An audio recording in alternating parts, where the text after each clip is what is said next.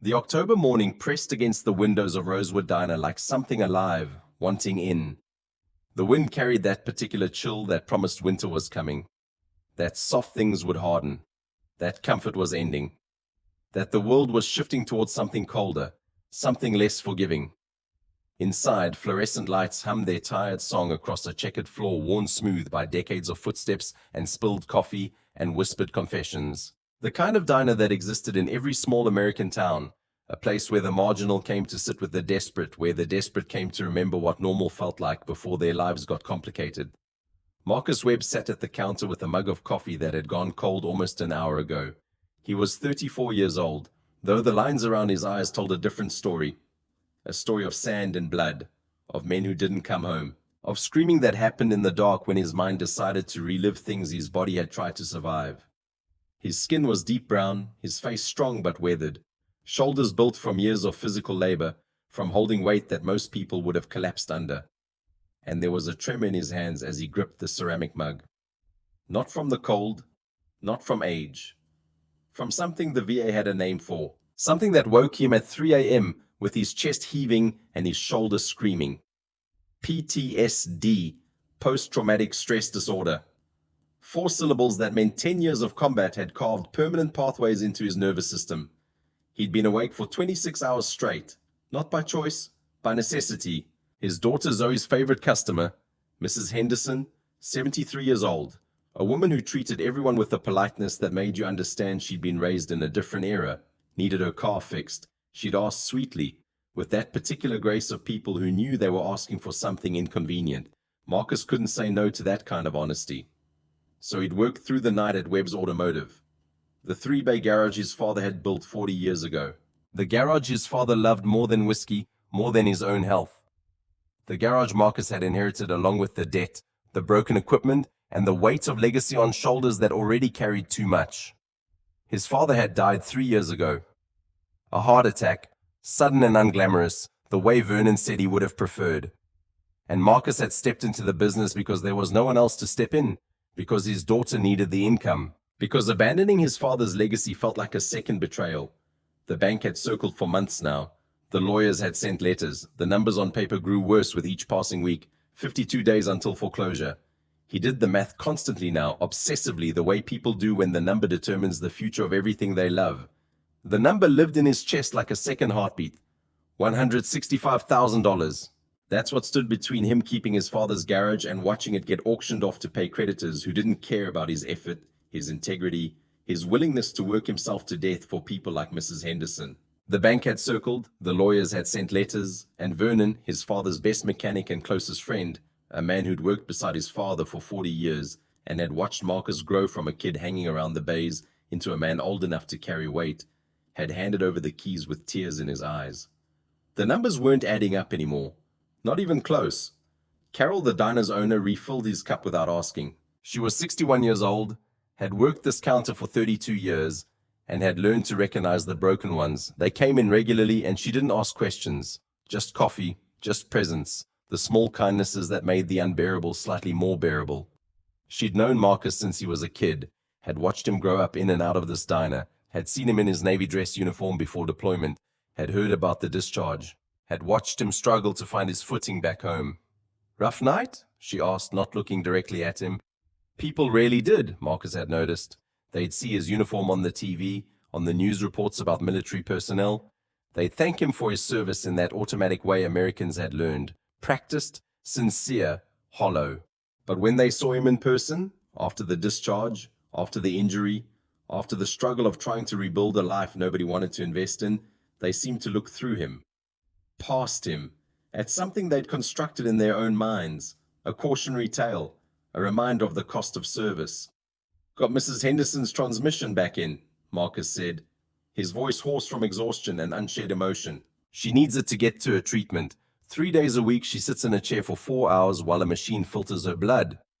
She's been riding her neighbor's bike all week because her car broke down. The neighbor can't keep doing it.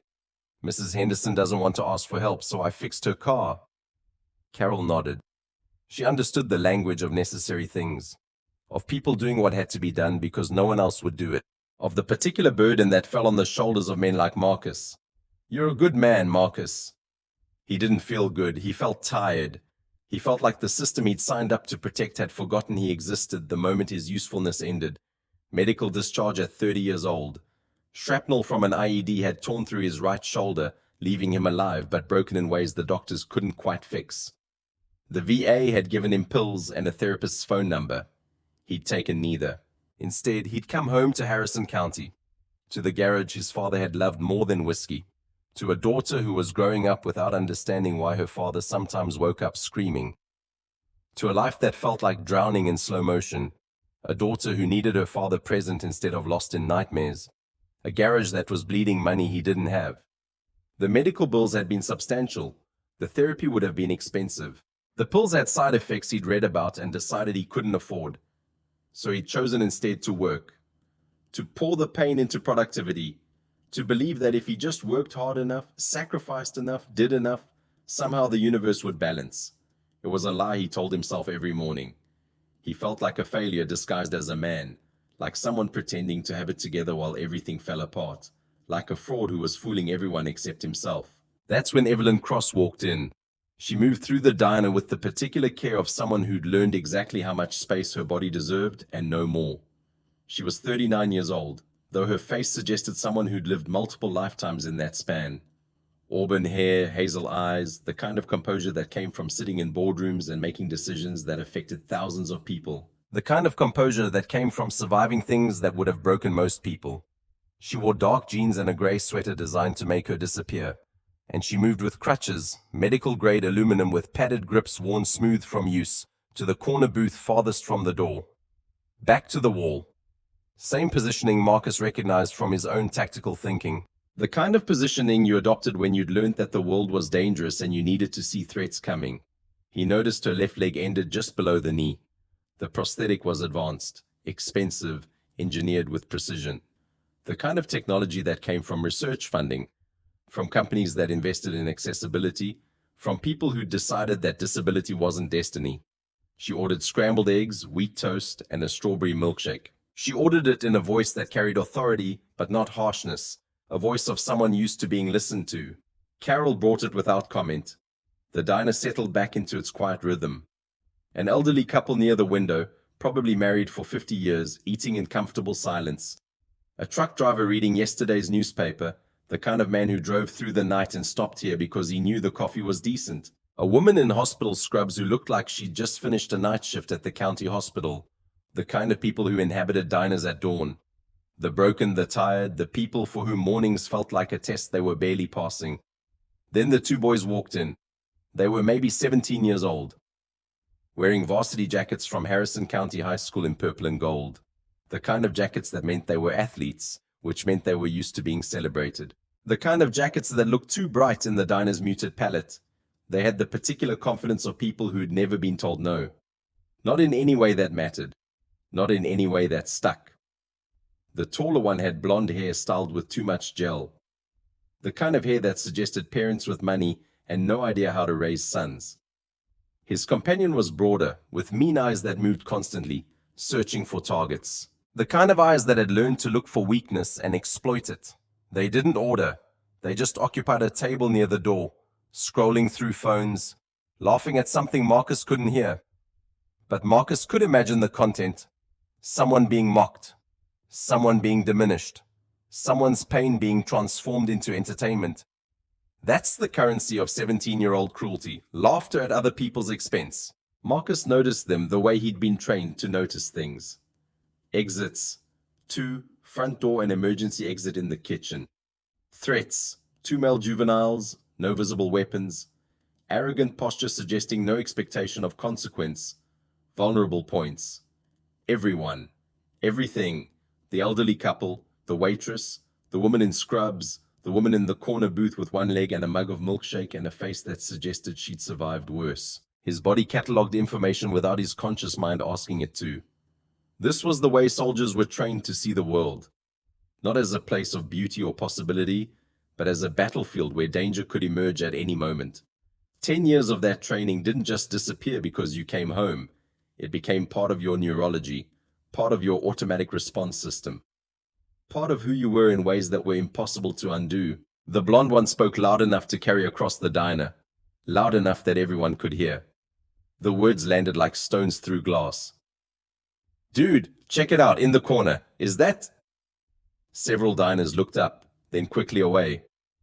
That universal human instinct to avoid confrontation, to pretend not to hear, to let someone else's cruelty pass by unacknowledged, to believe that if you don't make eye contact somehow you're not complicit.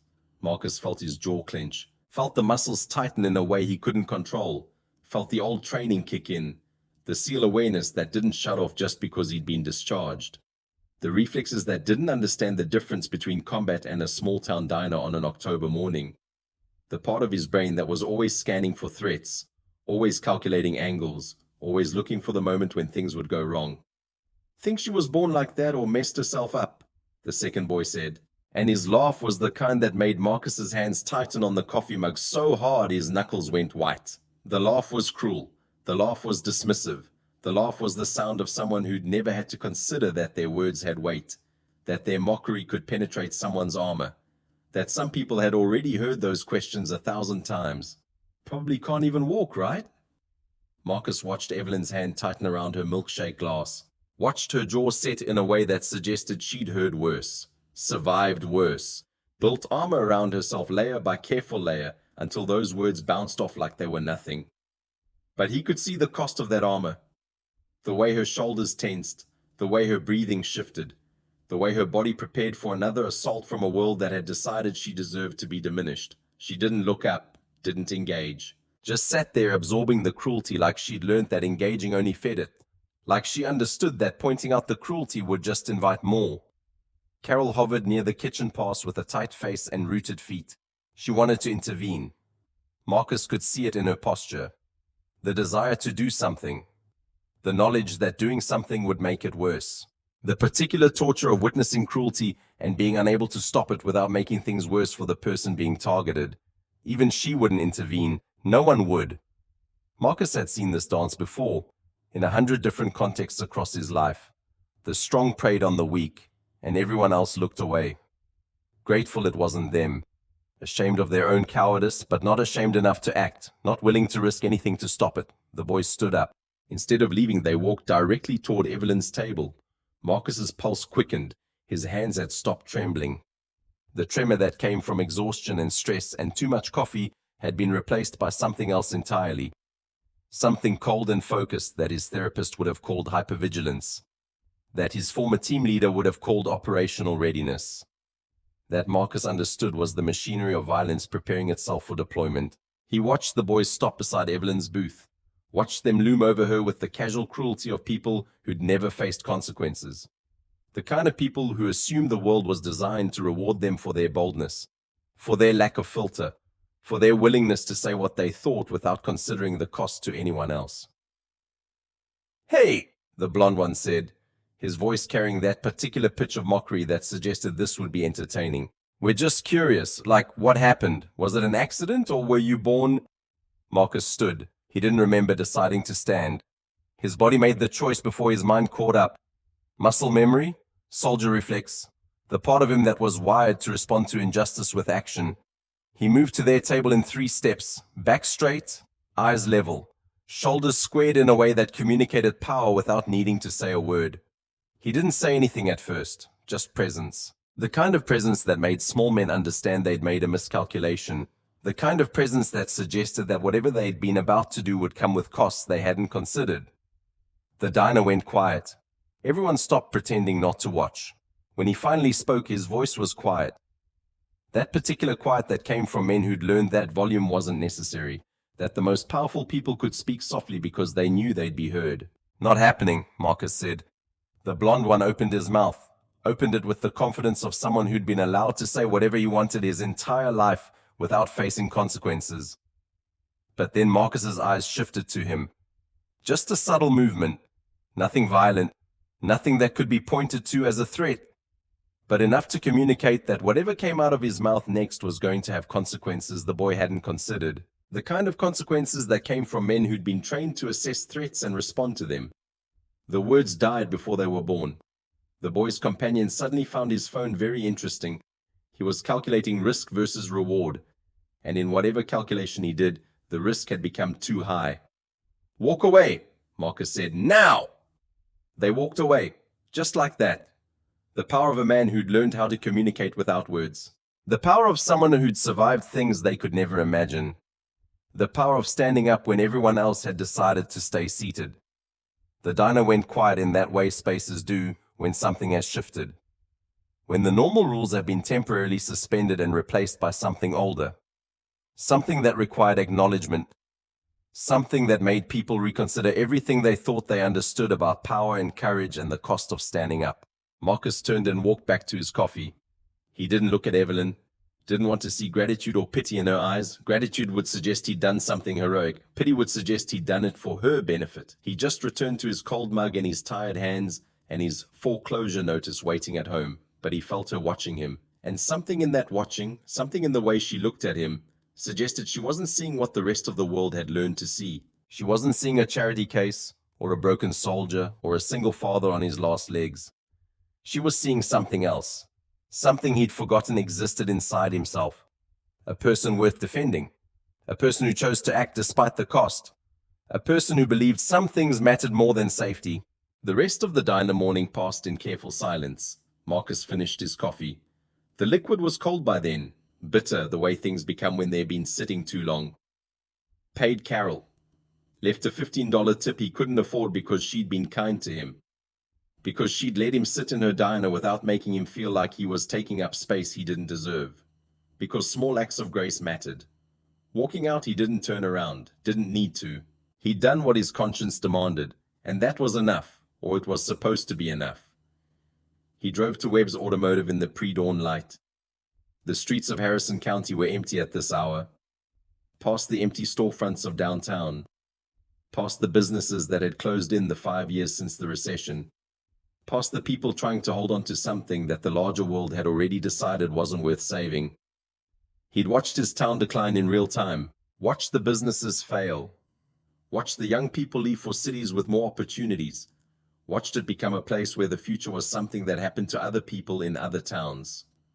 The garage sat on the edge of town like a last thing, weathered brick that needed repointing, 3 roll-up doors that stuck if you didn't lift them just right, a hand-painted sign that had started fading 10 years ago, his father's name still visible underneath the newer paint. Webb's Automotive, established 1982, the year Marcus was born. Inside, the diagnostic bays held 2 cars in various states of repair, a transmission waiting to be rebuilt, a water pump that needed replacement, the work that kept people going, the work that kept Marcus going. His hands, once they touched a carburetor or a transmission, knew exactly what to do. The body knew things the mind had to puzzle through. Muscle memory, years of training. The understanding that objects had logic, that systems could be understood, that broken things could be fixed if you had the right knowledge and the right tools and the willingness to put in the work. He finished Mrs. Henderson's car at 7:15 a.m. Checked it twice. He always checked twice. Once to make sure the work was done. Once to make sure the work was done right. Quality mattered. His father had drilled that into him. Your name is on every car that leaves here, Marcus. Your reputation walks out that door with them. You make sure they understand that the work is honest. Had it clean and running perfectly by the time Mrs. Henderson needed to pick it up. He didn't charge her extra. Though the work had cost him 12 hours and parts, he'd had to borrow money to buy. She came to pick it up mid-morning, moving slowly, methodically, the way people do when their bodies are failing them. But her eyes were bright when she saw the car.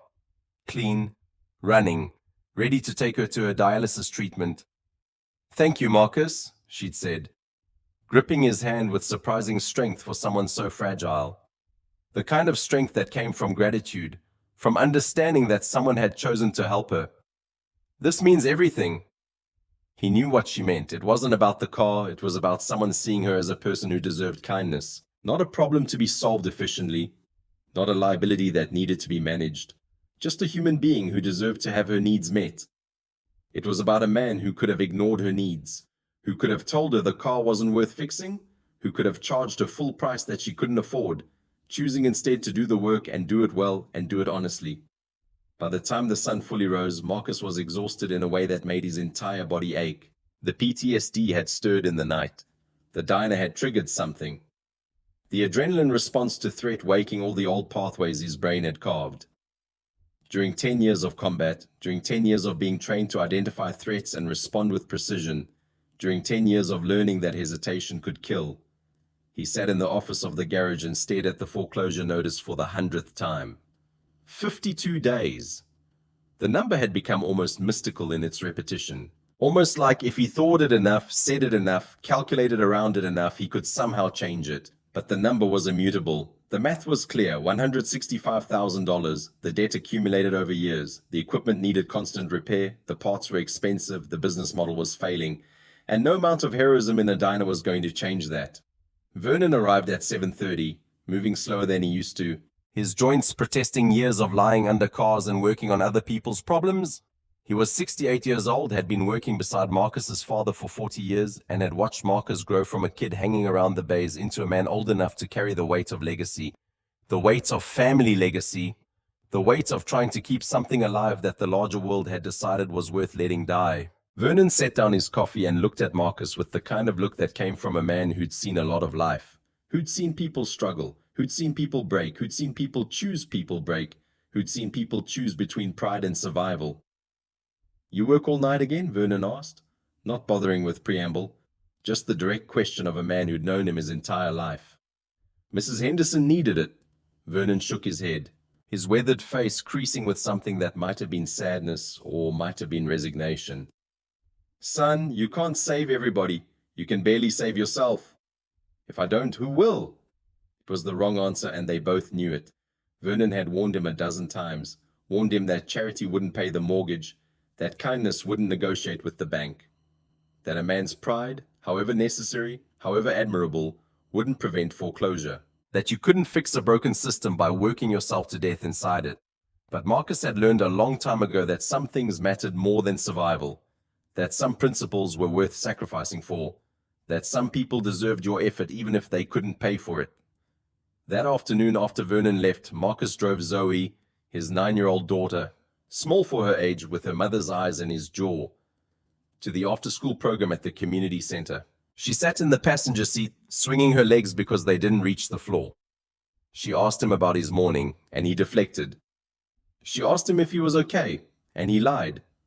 She was 9 years old and shouldn't have to worry about a house or a mortgage or the particular quality of her father's survival. But she did. He was teaching her that worry early, whether he intended to or not. He was teaching her that the world was precarious, that safety was temporary, that love required sacrifice, that sometimes the people who loved you couldn't protect you from the systems that determined whether you had a home. Back at the garage, alone, Marcus sat in the office as darkness fell and let himself feel the weight of it, the weight of everything, the weight of being a man who'd been trained to protect things, only to discover that the thing he most needed to protect was being taken from him by a system that didn't care about his effort, his integrity, his willingness to work himself to death for people like Mrs. Henderson. He didn't know then that October morning was the day everything would change. He didn't know a woman with amputated legs and a net worth measured in billions had watched him stand between her and cruelty, and had decided that integrity worth that kind of risk was worth investing in. He didn't know that the universe had arranged events in such a way that his life and hers would collide, and that from that collision something new would emerge. Evelyn Cross returned to her penthouse apartment in the tower overlooking downtown Harrison County with a question that wouldn't leave her alone. Why? Why would a stranger stand up for her? Why would he risk something? She didn't yet know what he'd risk, but she understood instinctively that he'd risked something for someone he didn't know. Why did that gesture move her more than anything her money could buy?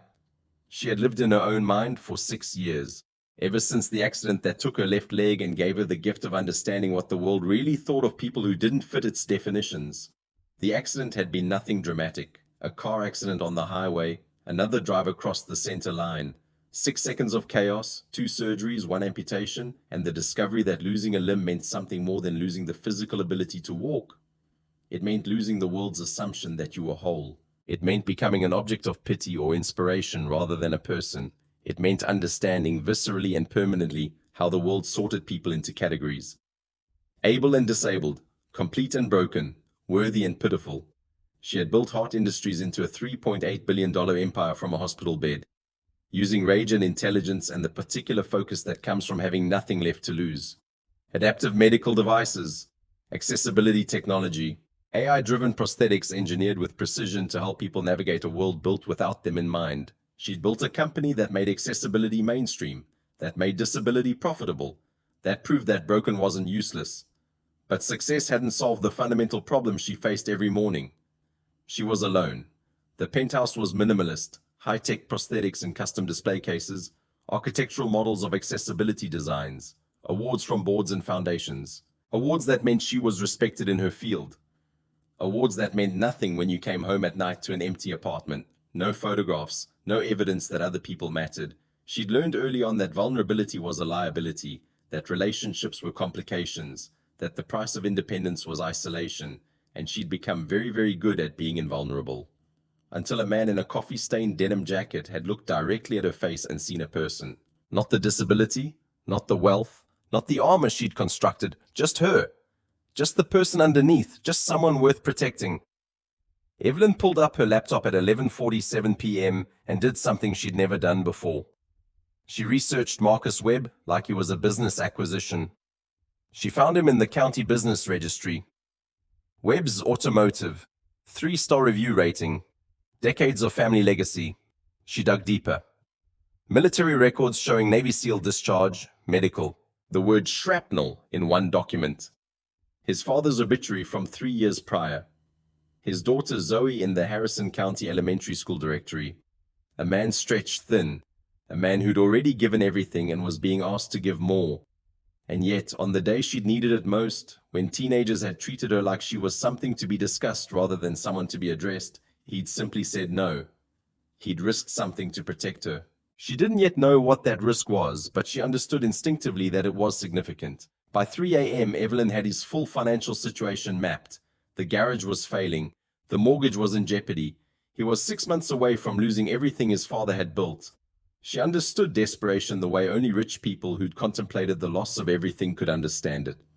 She knew what it felt like to watch systems fail the people who worked hardest within them. She knew what it felt like to understand that merit didn't guarantee success, that hard work didn't guarantee dignity, that doing the right thing didn't guarantee that you'd survive. She picked up her phone and called her executive assistant, even though it was past midnight, even though her assistant would recognize the hour and understand that this was serious. "I need everything on Webb's automotive," she said. "Financials, history, current operational structure, full background on Marcus Webb, personal and professional, don't ask why." "Yes, ma'am." Evelyn hung up and sat in her apartment with the city lights glittering below her. Like she owned them, like wealth meant control, like money solved the problem of being desperately alone. She pulled out her phone and scrolled to a photo she kept, one of the few she allowed herself to have, her daughter. Drawn in crayon by a 6-year-old girl she'd met at a children's hospital while developing accessibility wheelchairs. 3 stick figures, a girl, a man, a woman with a crooked line where a leg should be. Her daughter had drawn family as something natural. Not tragedy, not inspiration porn, not narrative of overcoming. Just family. Just people who belonged together, just wholeness. Evelyn's eyes burned. She'd told herself for 6 years that she didn't need anyone, that independence was freedom, that the armor she'd built was necessary protection. But sitting alone in her penthouse with $3.8 billion in the bank and a child's drawing in her hands, she understood the truth she'd been running from. Money couldn't buy the one thing she wanted most. Someone who saw her as whole. Someone who looked at her and didn't see a problem that needed solving. Someone who simply saw her. Marcus was working under a 1998 Toyota Camry. Jeans torn at the knee where a scar ran bone white against dark skin. The scar from combat. The kind of scar that came from being too close to an explosion, too close to the violence that soldiers trained their entire lives for but never really understood until it happened. When he heard the office door open, he rolled out on the mechanic's creeper and saw a woman standing in his workspace, like she belonged there, like she understood the logic of his space. It took him a moment to recognize her from the diner. Out of context, cleaner, composed, moving through his garage like it was something she understood, like she knew about transmissions and water pumps and the particular smell of grease and honest work. "Evelyn Cross," she said. No preamble, no handshake, no attempt at making this easier. Just her name, just her presence, just the fact that she'd shown up in his garage on a random afternoon like it was the most natural thing in the world. "And you're Marcus Webb." He sat up slowly, wiping his hands on a rag that was already filthy, the kind of filthy that comes from years of work. I am. I looked into you, she said. After the diner. Marcus felt something tighten in his chest, something that was part anger and part fear and part hope. That's not... I know, it's invasive. I'm not apologizing. I wanted to understand what kind of man helps a stranger without knowing who she is or what he'll get in return. So I investigated, and I found something interesting. Which is? You're drowning. The word hung in the air between them. Evelyn didn't soften it, didn't wrap it in kindness or pity, didn't pretend that this was anything other than what it was. She just stood there with her crutches and her composed demeanor and the particular authority of someone who'd never had to justify their presence anywhere. Foreclosure in 52 days, she continued. 165,000 in debt. Your father's garage failing because the world moved on, and you're too honest to cut corners or price your labor differently, a daughter who needs stability, and you're here fixing cars for people who can't pay full price because that's who you are. Marcus stood up. Their anger came fast and hot and necessary. Why are you here? Because I want to understand something, Evelyn said. She moved to a desk in the office area and set down her crutches against the worn wood. The movement was casual, but there was nothing casual about it. She was claiming space. She was showing that she wasn't intimidated, that she didn't see him as a threat even though his body was broadcasting anger. I've built an empire, I have capital, I have power, I can make most things happen, but I can't buy integrity, I can't hire it, I can't manufacture it, and when I see it, genuine, costly, freely given integrity, I want to know what it costs. It costs everything, Marcus said quietly. Then let me invest in it. She turned to face him fully. No charity, no loan. No me playing savior and you being grateful. Partnership, real partnership. Your operations expertise, my capital and connections. We rebuild this garage. We make it so successful that in 5 years, you buy me out and run it yourself. 51% equity goes to me during that period. 49% is yours. When we're stable, we renegotiate. Marcus laughed, but there was no humor in it. The sound was almost bitter. No one offered people like him opportunities. No one invested in men from towns like Harrison County. No one believed that someone without advantages could build something meaningful. Why would I do that? So I can be indebted to a billionaire for the rest of my life? So you can have a fighting chance, Evelyn said, which you don't have right now. The bank doesn't care about your integrity. The system doesn't care that you work harder than anyone else. All the system cares about is the money, and you don't have it, I do. So you can take this, or you can lose your father's legacy in 52 days. Those are the realistic options. She wasn't wrong. They both knew it. The bank had circled too long. The foreclosure was coming.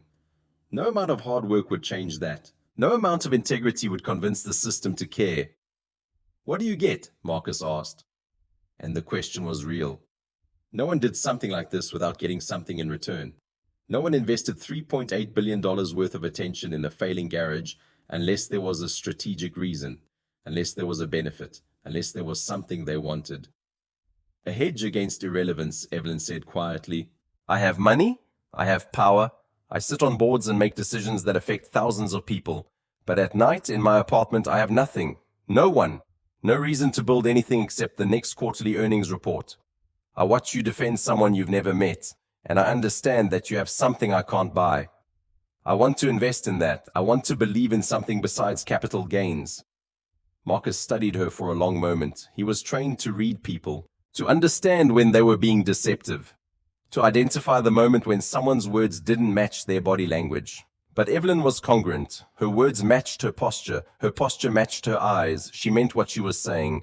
You're lying, Marcus said. No hostility in it. Just the statement, just the truth of what he understood. Partially, Evelyn admitted. And he respected her for the honesty, for the refusal to pretend. I also watched a woman, me, being treated like she was less than human. And you saw differently. That matters. You matter. And I want to be the person who bets on people when no one else will. He could say no. He could refuse her offer. Hold on to his pride. Lose everything in 52 days. Watch his father's legacy get auctioned off to pay creditors who didn't care about his effort. That was the honorable path, the independent path. The path that would let him tell himself that he'd done everything he could, that he'd failed not because he wasn't good enough, but because the system was rigged. The stupid path. 51 is too much, Marcus said finally.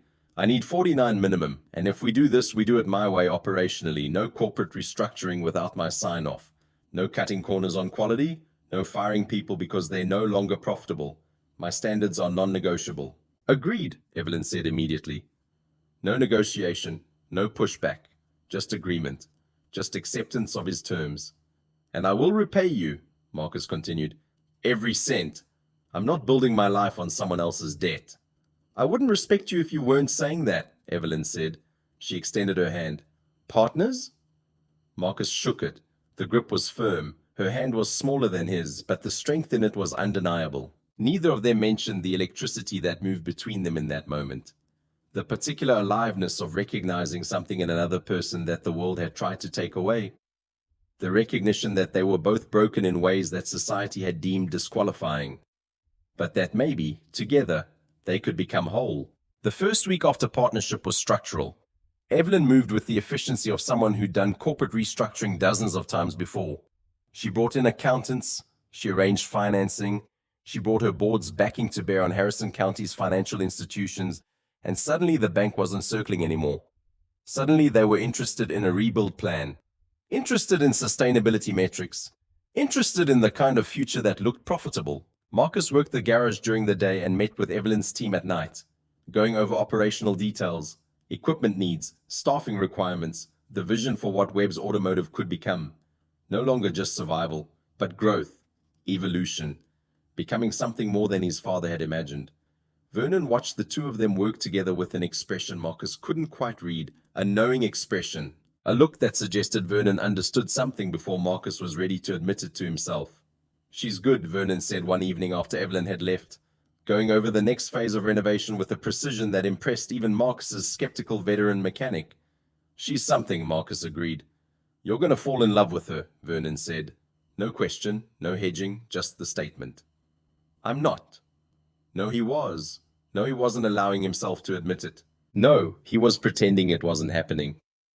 You already are, you just don't want to admit it yet. Marcus didn't respond, because Vernon was right, and acknowledging it would mean admitting to something he couldn't afford to feel. Evelyn Cross was his business partner. She was his investor. She was the only reason his daughter wouldn't be homeless in 6 months. Anything else was a complication he couldn't manage. But on the third week of renovation, when Evelyn showed up with coffee unexpectedly, no business coffee, just coffee because she'd been thinking of him, something inside Marcus broke open a little. He didn't drink it for an hour, just held it and felt the warmth.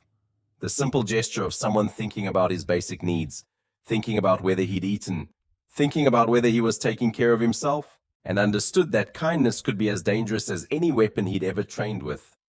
No one had shown him kindness in years. No one had thought about whether he was okay.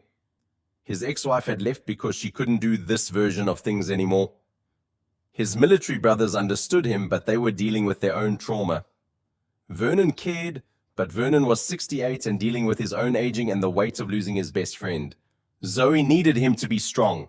No room for his own needs, no room for his own vulnerability, no room for his own loneliness. But Evelyn showed up with coffee, just coffee, and somehow that was everything. Meanwhile, Evelyn sat in her Chicago office during Hart Industries' quarterly board meeting and said nothing about why she was suddenly relocating a significant portion of her attention to a small-town garage in a county most of her board members couldn't locate on a map. You're overextending, her board chairman David Foster had said. White, 64, had inherited his wealth and never questioned whether the system was designed for him. This garage will never generate the kind of return Hart can provide elsewhere. It's an expansion opportunity, Evelyn responded calmly. We've been looking at ways to take our social impact model to underserved communities. Harrison County provides the perfect test market. It was true. It just wasn't the whole truth. The whole truth was that she'd watched a man choose integrity when it cost him everything. And she'd decided that was the most valuable investment she could possibly make. But boards didn't understand that language. No board member had become wealthy by investing in people. They'd become wealthy by investing in capital returns, by understanding that markets were driven by metrics, not by understanding that sometimes the best investment was in someone's character. So she spoke their language instead. Return on investment, market penetration, sustainable impact models. At night, alone in her apartment, Evelyn looked at the crayon drawing from the 6-year-old and admitted what she'd been denying. She wanted that. Not the drawing, the thing the drawing represented. A family, someone choosing to stay, someone seeing her as whole instead of a problem to be solved. Marcus Webb had done that in one moment in a diner, and she couldn't stop thinking about it. She called her assistant. "I need a property in Harrison County. Something with potential. No price limit. I'm thinking about opening a satellite office there. Regional Operations Center." "Yes, ma'am," her assistant said, understanding that this was how Evelyn made decisions. She found a logical framework that housed the emotional one and moved forward without discussing the underlying truth. The brain could justify what the heart wanted. The rational mind could construct narratives that supported emotional decisions.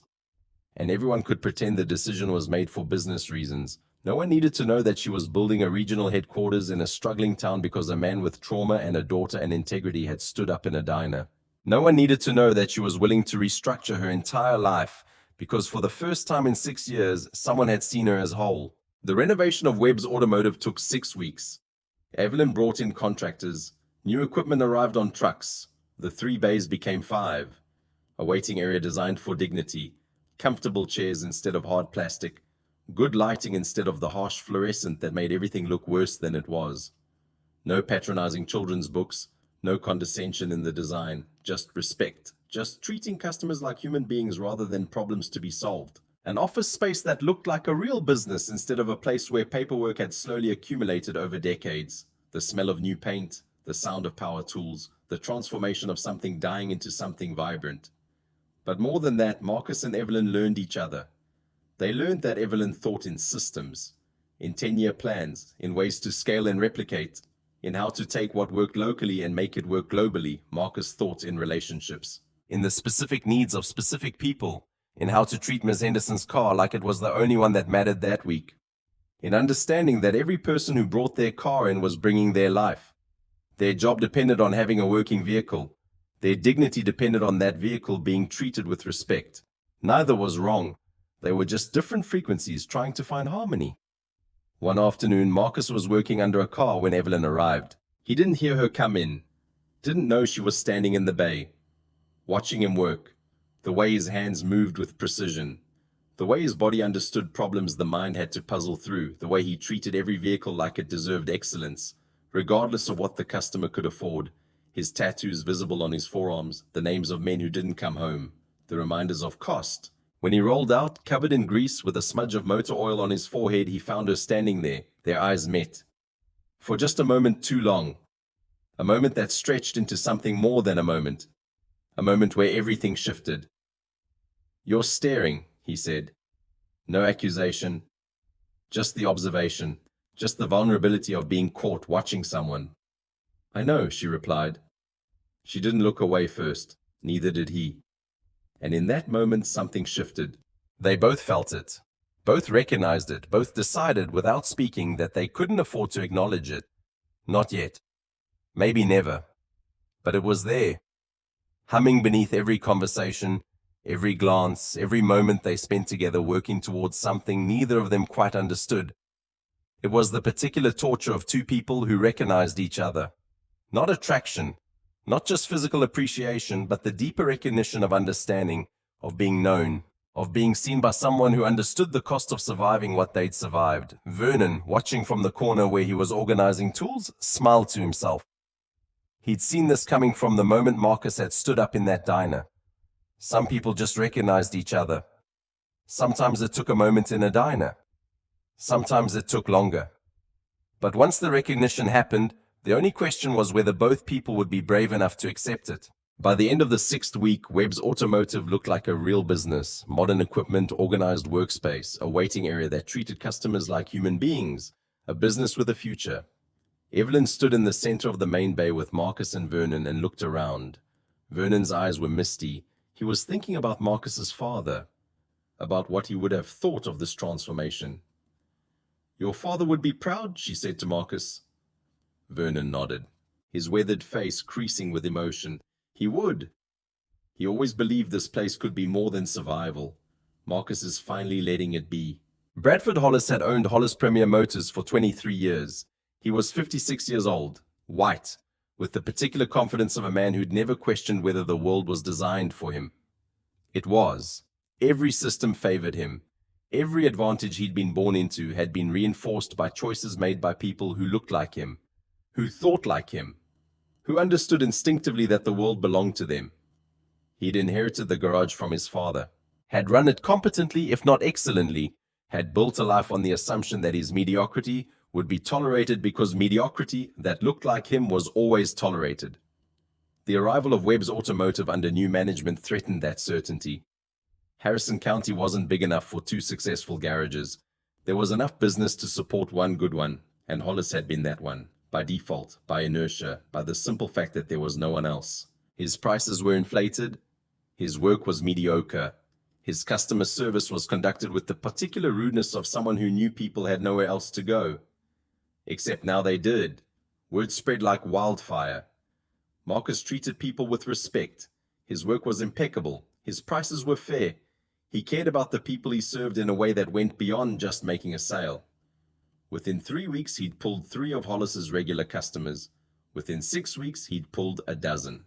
Within 3 months, new customers were choosing Webb over Hollis because they'd heard about the quality, the respect, the basic human decency that Hollis took for granted and had stopped offering years ago. Hollis didn't like losing.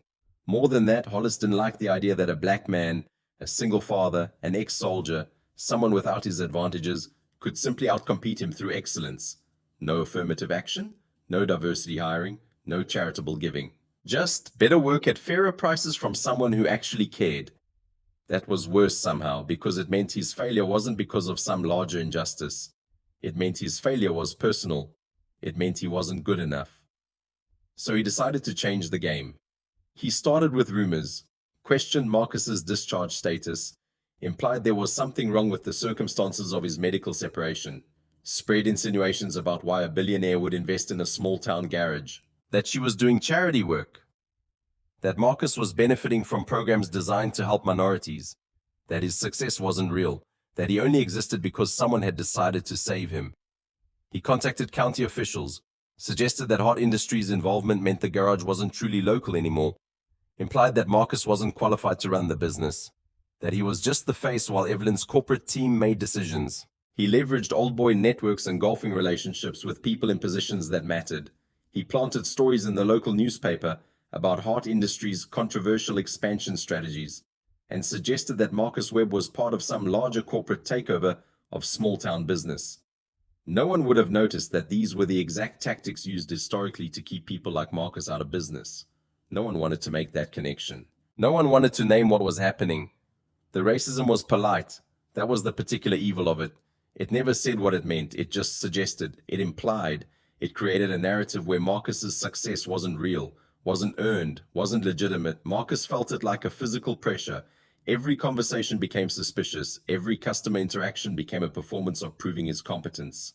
Every technical decision became something he second-guessed, wondering if he was wrong or if he was just seeing racism where a white man in his position wouldn't see it. The doubt that comes from being in a world designed to make you doubt yourself. Ignore it, Vernon advised. Hollis is scared because you're better than him. But ignoring it meant accepting it. And Marcus had learned a long time ago that silence was a kind of cooperation. That turning away from injustice made you complicit, that doing nothing was the same as doing harm. Evelyn saw through the attack immediately. She'd navigated corporate warfare at a scale that made local rivalries look like children's games. She understood how systems worked, how they protected mediocrity when it was the right color, how they punished excellence when it came from the wrong background. No malice required, just the nature of systems designed to preserve advantage. She didn't ask Marcus for permission.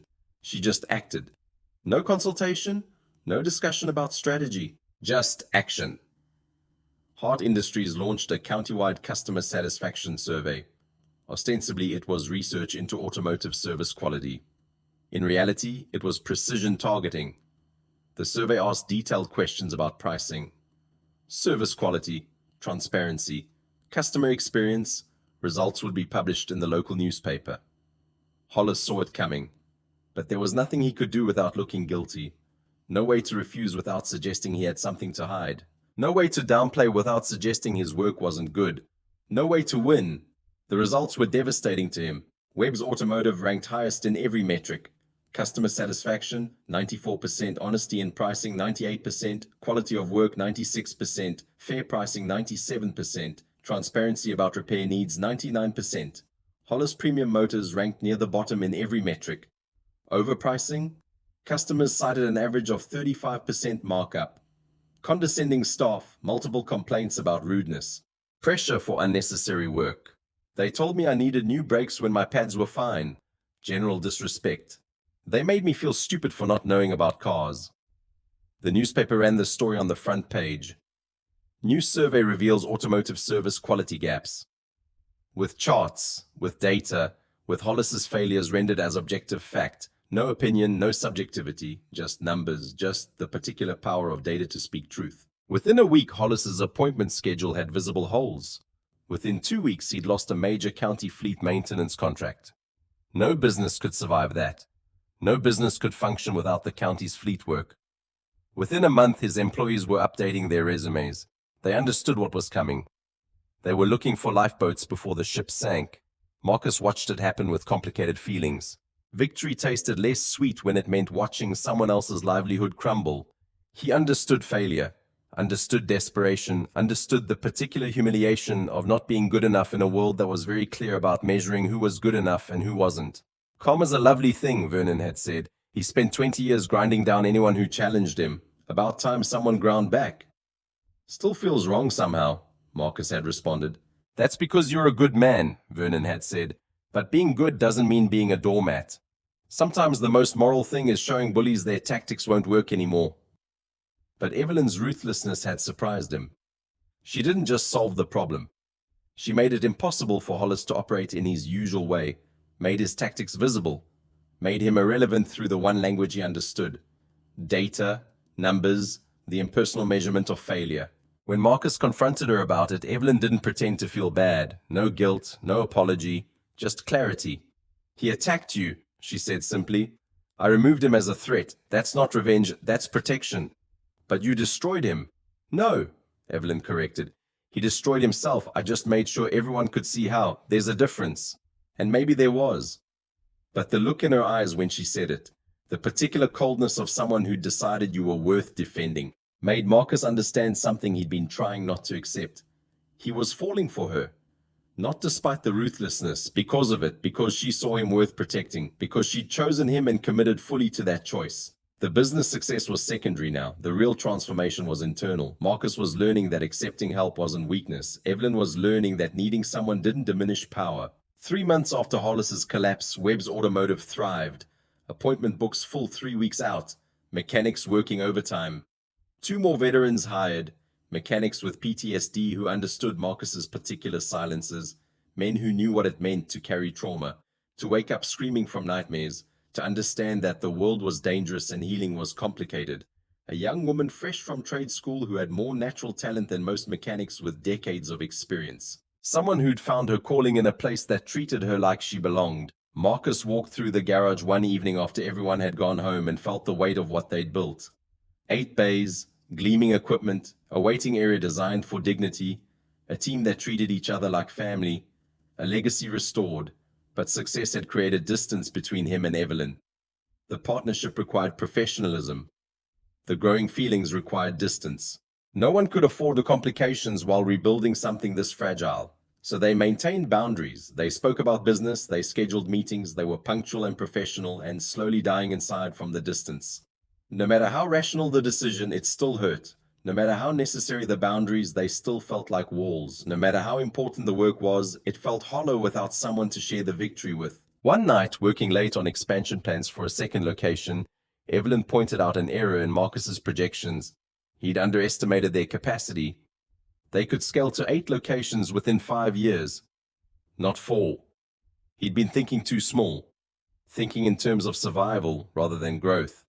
You're planning like someone who doesn't believe in his own success, Evelyn said.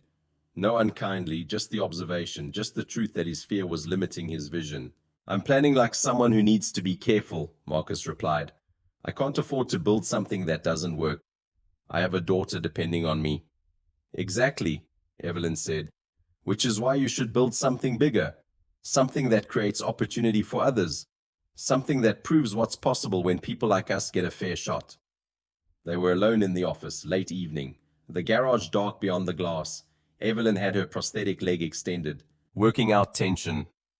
Marcus had stopped pretending not to notice how her mind worked. Brilliant, sharp, sometimes ruthless, always honest. You do that with everything, Evelyn continued. Calculate the minimum, avoid the maximum. It's a survival strategy. It kept you alive in combat, but it's preventing you from building what you're actually capable of. Maybe I'm just realistic. Maybe you're afraid. The word hung between them. Evelyn didn't soften it. She never softened anything. Of what? Marcus asked, though he knew. Of having something worth losing. She looked at him then, really looked at him. And Marcus saw her, not the billionaire, not the investor, not the woman with the prosthetic leg and the corporate power, just the person underneath, the person who was terrified of the same things he was. He stood up and moved toward her. She didn't move away. Sloan, he started. Don't, she said. No, we can't, not yet, maybe never. The business is still fragile, no distractions, no complications. Is that what I am? A complication? She met his eyes directly. No flinching, no pretense, just the truth of what she felt. You're the most important thing that's happened to me in 6 years, which is exactly why we need to be careful. She gathered her things, moved toward the door. Left him standing in the office with the expansion plans and the ghost of what they weren't allowing themselves to feel. But this time, Marcus didn't feel devastated. He felt the beginning of something else. Clarity, certainty, the understanding that some things were worth the risk, and the only question was whether he'd be brave enough to take it when the moment came. 6 months passed. Webb's automotive became a regional model. The business expansion attracted attention. Evelyn negotiated a major distribution deal that would bring Hart Industries adaptive equipment to Marcus's garage as a service offering, making the business not just automotive repair, but accessibility support for the disabled community. It was brilliant strategy. It was also, Evelyn realized, the future she wanted to build. Not for the company, for the people, for Marcus, for themselves. But success required her presence in Chicago. Hart Industries needed leadership. The board demanded her attention. The expansion required oversight. So Evelyn split her time between 2 cities, 2 lives, neither of which felt whole without the other. Chicago felt hollow. The office felt pointless. The board meetings felt like an exercise in futility when the thing that actually mattered was 300 miles away. Marcus expanded the garage, hired more staff, created a culture where people felt seen, where broken people, veterans struggling with invisible wounds, single parents stretched thin, people society had written off, found employment and dignity, and the particular healing that comes from being trusted. The garage became a beacon, not charity work, not non-profit altruism, just a place where people were treated like they had value, like their work mattered, like they belonged. They spoke only about business, no calls to check in, no texts beyond logistical planning. Just the slow torture of 2 people who'd recognized each other, acknowledged the recognition, and decided that caution was more important than truth. 3 months into this particular agony, Evelyn sat in her Chicago office and looked at the expansion proposal. 8 locations, 5 years, 300 jobs created in communities that needed them, communities that had been forgotten, communities that looked like Harrison County, small, rural, economically struggling, the kind of places the larger world passed by, the kind of places where people like Marcus existed, where talent went undeveloped, where potential went unrealized, where the system didn't just fail to invest in people, it actively extracted value from them and left them behind. She realized she was building this not because it was profitable, although it would be, not because it was the right thing to do, although it was, but because Marcus had shown her what it meant to pour everything into something because it mattered. She was scaling his integrity. She was trying to give others the thing he'd given her. Belief that excellence could come from anywhere, that the world could recognize that, and that it mattered, and she couldn't do it without him. That night at 11:58 p.m. she called him. No business preface, no strategic planning, no walls, just the vulnerability of admitting what she'd been denying. I can't do this without you, she said. The expansion? Everything, anything, I can't do it without you. Marcus heard the vulnerability in her voice. The particular honesty that came from someone who'd spent 6 years being invulnerable, finally admitting that strength required surrender. "Come home," he said. "This weekend. No business meeting, no quarterly review. Just you, just me, just Zoe, just us figuring out what happens when we stop being careful." She said yes before the fear could convince her otherwise. Evelyn arrived on Friday evening at 6 o'clock. Marcus and Zoe waited on the porch of the small house where he'd raised his daughter. The house was cluttered, with Zoe's art projects, with bills on the kitchen counter, with the evidence of a life being lived without pretense or performance. Zoe held a drawing. 4 figures now.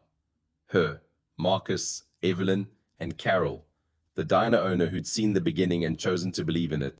Simple, honest. The way a 9-year-old saw family when she wasn't taught to see it as tragedy. Evelyn looked at the drawing and understood what she'd been missing her entire life. No one had ever drawn her as part of something. No one had ever imagined her as whole. She stepped into Marcus's home like she was stepping into something sacred, because it was. This was the thing she'd been running from. This was the vulnerability that couldn't be controlled or managed or strategized into submission. Dinner was imperfect. Marcus couldn't cook, the chicken was dry, the vegetables were overdone, the potatoes were gluey, but Zoe didn't notice. She was too busy talking about school, about her dreams, about the things that mattered to children, friendship and fairness, and whether dogs could understand human words. Evelyn laughed, real laughter.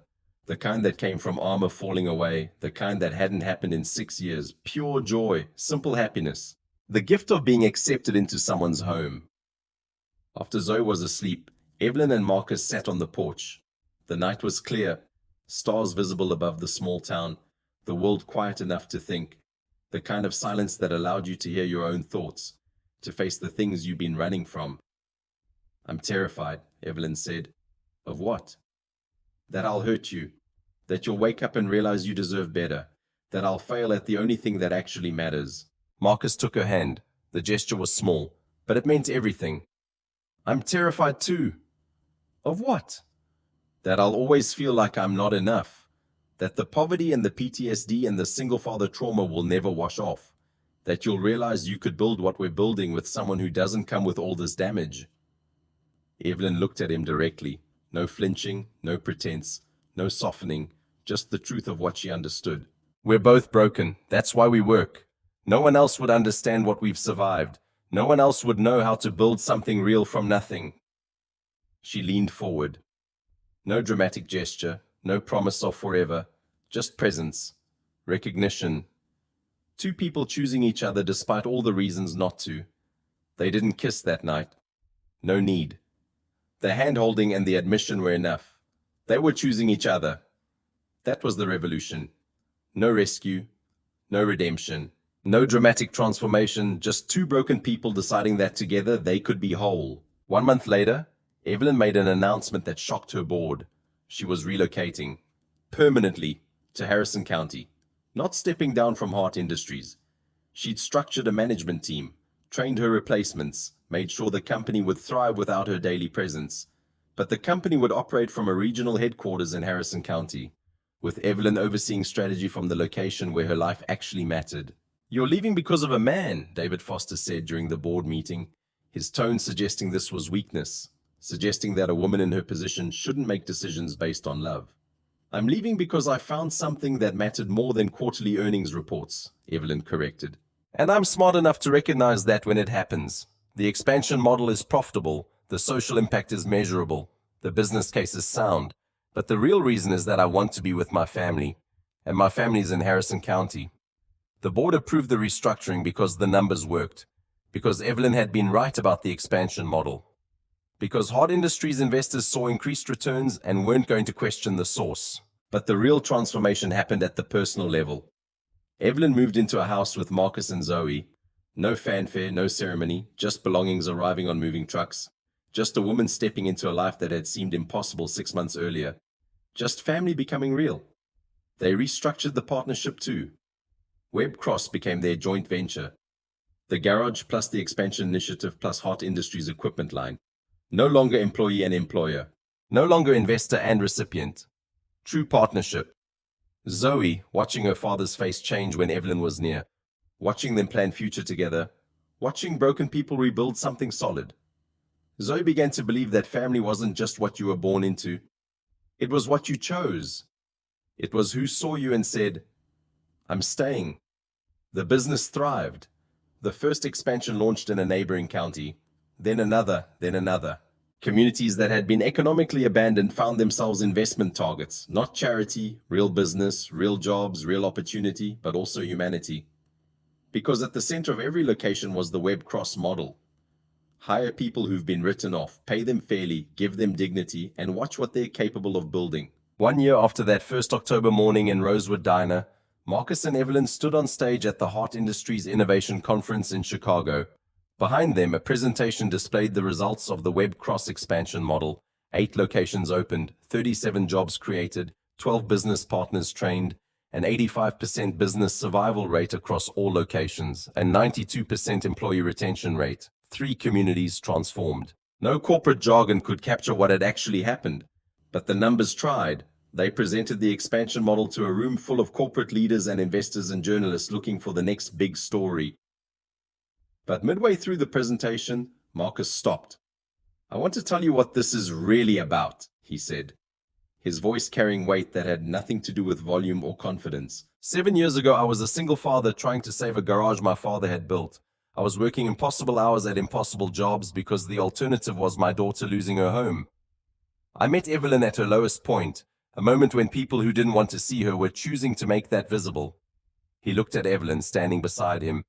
"She chose to see me differently than the world told her to see me," Marcus continued. "No charity, no fixing, no making herself feel good by helping someone less fortunate. Just we both needed someone to believe we were worth building something with. And we took that chance. And this is what happened." Evelyn stepped forward. "The business model works because it's rooted in something simple," she said. "People want to be seen. They want to matter. They want to use their gifts and talents and capabilities to build something meaningful. When you create space for that, when you provide capital and opportunity and basic human respect, what happens is alchemy. No MBA program teaches this. No MBA program talks about the human element like it's actually the entire business model." She paused. "I'm disabled." Marcus struggled with PTSD and economic desperation. We both had reasons the world suggested we should limit our ambitions. Instead, we chose to bet on each other. And now we're betting on others who've been told no.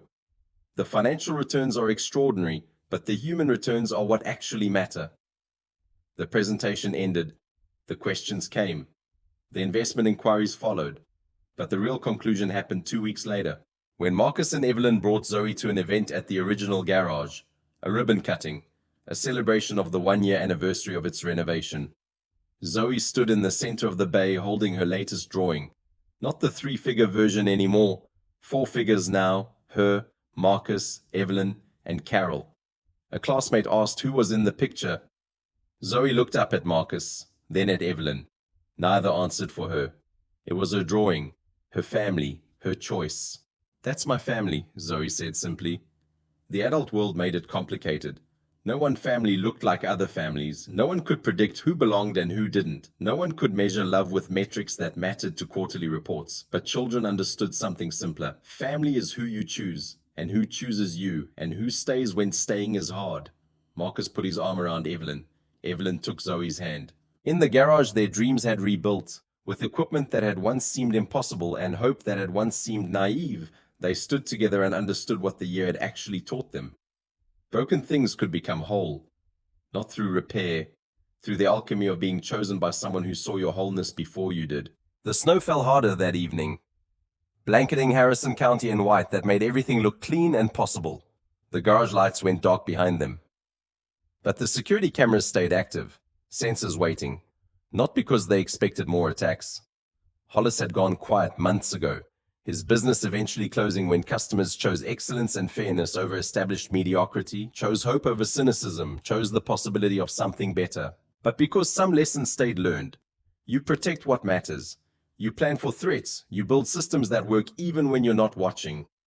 Marcus held Evelyn's hand in the parking lot as snow accumulated on the hood of their truck. Zoe slept between them in the cab, exhausted from the celebration, at peace in the way children were when they finally understood that the world could be safe. He thought about the man he'd been 1 year earlier, broken, drowning, convinced that his only value was his willingness to sacrifice everything. He'd been wrong. His value was his willingness to be seen by someone brave enough to see him clearly. His value was his integrity, his capacity to act despite the cost, his refusal to look away from injustice. Evelyn thought about the woman she'd been. Brilliant, wealthy, absolutely alone. She'd had everything and nothing. She'd built an empire on the foundation of rage at a world that saw her as incomplete. But completion hadn't come from achievement or capital. It had come from being recognized by someone who understood that wholeness wasn't about legs or corporate positions or the arbitrary measures the world used to determine worth. It came from being chosen. It came from choosing back. It came from two broken people deciding that together they could be whole. Subscribe our channel for more stories about grace, second chances, and the quiet courage it takes to love well. Because some of the best stories aren't about rescue. They're about recognition. They're about two people broken by the world choosing to build something whole together.